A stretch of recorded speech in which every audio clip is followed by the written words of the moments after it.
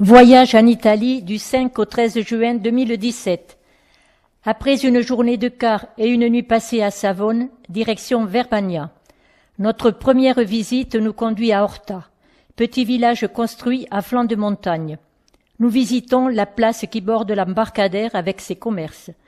Pour les plus courageux, nous arrivons à la petite église peinte en jaune et nous poursuivons la balade sur le mont Sacré, dédié à Saint François d'Assise, d'où nous avons une vue splendide sur le lac d'Orta.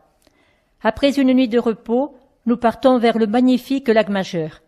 Il est célèbre pour ses stations de rivage de la Belle Époque, splendides hôtels et ses îles. Le matin, nous embarquons pour l'île Borromée, où se dresse le somptueux palais des comtes Borromée du XVIIe siècle. Nous sommes en admiration devant les salles ornées de peintures murales et de tableaux de maître, style baroque, et dans les jardins en forme de terrasses pyramidales sur 37 mètres de hauteur, où pousse une végétation méditerranéenne. Nous poursuivons la visite sur Isola del Pescatori, l'île aux pêcheurs, petite île habitée seulement d'une cinquantaine d'habitants et de pêcheurs qui vivent du tourisme. L'après-midi, après quelques minutes de bateau, nous débarquons sur Isola Madre. De petits sentiers bordés d'une luxuriante végétation nous amènent au palais antique où sont conservés de précieux meubles de la maison Borromée. Après une bonne nuit, nous prenons la direction du lac de Garde, le plus grand lac italien.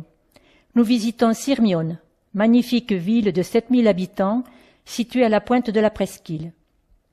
À l'entrée de la ville, une majestueuse forteresse médiévale du XIIIe siècle, bâtie par les seigneurs de Vérone, se dresse devant nous. Après le déjeuner, nous partons pour Vérone. C'est une importante ville de 260 000 habitants, très célèbre par ses nombreux monuments romains, dont l'amphithéâtre, et surtout par la Villa des amoureux de Vérone, Roméo et Juliette, connue dans le monde entier. Nous visitons la maison de Juliette, où une statue en bronze se dresse au fond de la cour et fait le bonheur des touristes, dont les appareils photos ne cessent de crépiter. Nous quittons cette belle ville, nous prenons le Vaporetto en direction de Venise pour débarquer à Burano, l'île aux pêcheurs. Nous nous promenons dans les ruelles bordées de maisons aux couleurs vives, sur la grande place, avec ses commerces de dentelles artisanales et linge de table, qui ont fait la richesse de l'île jusqu'au XVIIe siècle. Quelques minutes de navigation et nous débarquons sur l'île Murano, dont le travail du verre, avec les mélanges de couleurs, est reconnu dans le monde entier. Après un déjeuner croisière, nous débarquons à Venise. Nous visitons la place Saint-Marc, où, à l'entrée, se dressent 2 collines en granit, tandis que le campanile qui servait de tour de garde, haut de ses 98 mètres, se dresse à côté du célèbre café Florian. Après une petite balade en gondole sur les canaux étroits, nous visitons la basilique Saint-Marc et le palais des Doges, qui fut pendant des siècles le siège de l'administration de Venise. À ce jour, le palais est un immense et majestueux musée.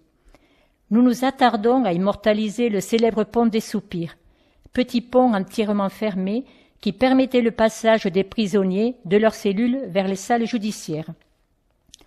Avec des regrets, nous quittons Venise, les yeux remplis de belles images, pour nous diriger vers la région des Dolomites. C'est une chaîne montagneuse dont certains sommets dépassent 3000 mètres d'altitude.